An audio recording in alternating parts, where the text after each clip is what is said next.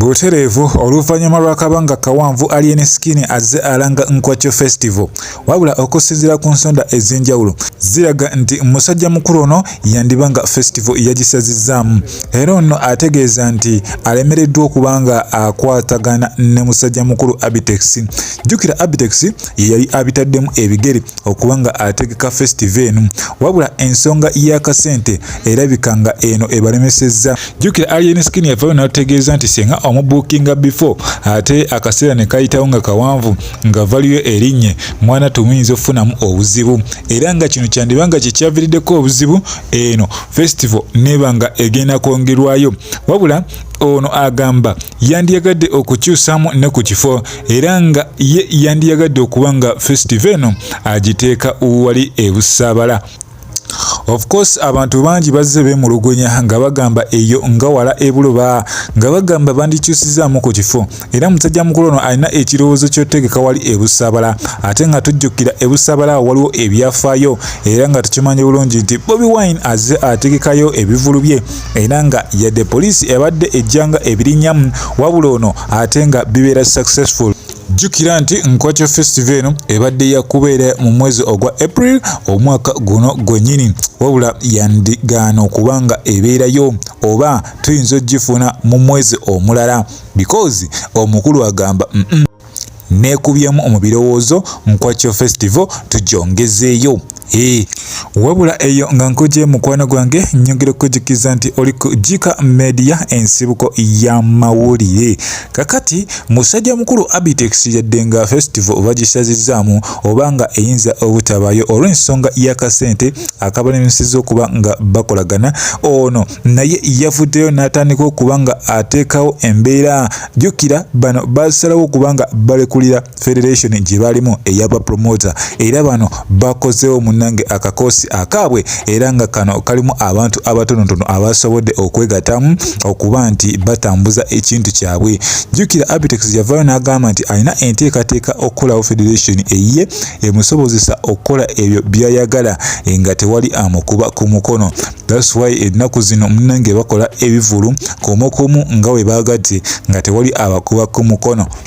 Jjukira bulungi entabwe yonna yava ku mukulu Abitex kuteeka kivulu ku Ssaabavulu Balamu we yateekayo ekivulu kya aleese ku kivulu kya Palaso era kino bapromota abasinga tekyabayisa bulungi ne bagamba eyo si yandibadde enkola awo aba akozeemu bubi era okuva kulo munnange akabaate ne kagwa mu federation etwala bapromota. Era bano basoose kunga abapromota abatali mu Uganda National Promoters Federation ne batandika okubanga babeegattako awono ne batandika okutambuza ekintu era nga muno mwabaddemu Julius Kyazze era nga ono CEO wa Swans Avenue kwosa Douglas Lwanga onono atira otegeka Papo Party era nga tujjukira emabega kawo yategekako ne ku aleese era ebintu byamutambulira bulungi nnyo ddala. Omuno mulimu ne DJ Jacob Omutuuze n'abalala bangi bakyabeegattako kubanga bakola federation eyaabwe batandika okubanga batambuza emirimu. Eyo no yandibanga munange step nnene eri musajja mukulu Abitex because eri federation ebaddemu ebyobufuzi ebaddemu politics. That's why nebajjo yasalawo agyekulire because yali erina ebiruubirwa byayo ng'era bwe batugamba nti federation ey'abayimbi nayo tetegeerekeka erimu ebituli era abayimbi bangi bagamba jendi enkya siriyo owono mwe muli omukyala Spice Diana oye atuluzabuliza ddala. Jjukira nti mukwano gwange olunaku lwaleero kireva gye agenda kubanga akikwasaganya wali Erugo Cricket Oval wabula abantu tebajjumbidde nnyo katulinde tulabe obudde obunaawongerera kinaaba kitya.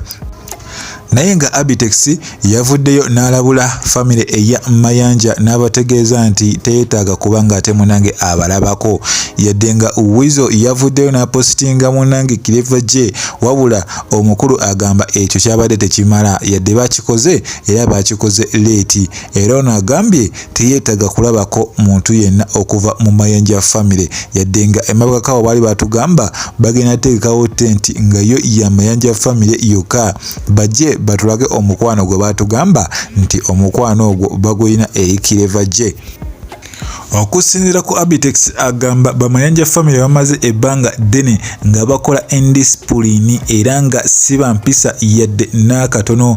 Wabula Abitex agamba akooye bano beefula ba untouchable banantakwatwako, wabula ndowooza ke kaseera ebyabwe bikome. Jjukira munnange mayanja family abantu bagikyawa era okuva we bavaayo ne balumba Clever J ne bamwetonza mu bantu mu kamera, awono abantu ne bawulira nga bibatamye. Era wano wategeereza nti Kababe bazzukulu tabeetaaga kubalaba kololo, Kababe bazzukulu teyeetaaga kubalaba ku kivulu kya Clever J, omusajja mukambwe. Kale katulinde tulabe ensonga we zinaabeera.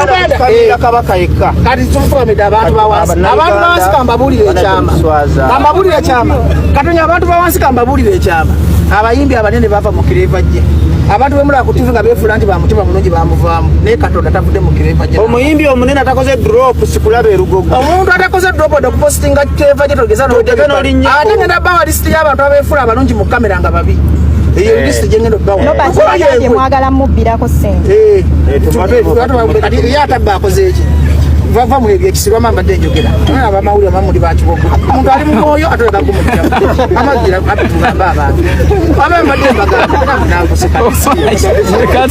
katono nnyo katono nnyo Abitex kamale point ya mbadde nkulaga nti wizo yaswaza ka milioni ne paraso kuliriza Abitex omuntu wakola ekirungi omuntu wakola ekirungi omusinga sasa tekemo buchaji tugenda mpola mpola ya tugenda mpola nze atawambye omuzina gwe kyamani musajja mukulu atamanyi kwogera kigambo wasitutegereza nze binyoga nange mwebale nnyo wizo kyakoze postinga Clever family y'amayanja omuntu wakola ekirungi omusinga yebale nnyo kukikola bakikoledde mu budde obutali butuufu. Family y'amayanja tubeegayiridde temugezani musala ku Jinja Road olunaku olw'enkya. Tubeegayiridde mwamusuulawo ne mumuleka muleke ensi ya mulonze ne musitula. Omusajja ono mumulaba ono musajja yali superstar akata akomyewo okubeera superstar ayina ensonga nzikiriza mu buwangwa. Omwana ono yaliko eddogo empale bilifu za sitaani Ipisi za sitaani byonna mbirina kiteza nze kifaananyi ekituufu ekya sitaani era mwene ennyonyo sibatwala mu kukemebwa lwamanyi kyo ba sitaani yenze mwana ne Buganda mwana sobuka ne wakafuula topic boy hano topic nene lyo simanyi kuna kinene kyalanda bwekityo kati gwagava ne tonde ko manyogo gwene boy bamwe bonna mugere mugambe oyo namwe bakulira ndino kibanda yalabi tubatumanyira namwe naye mmwe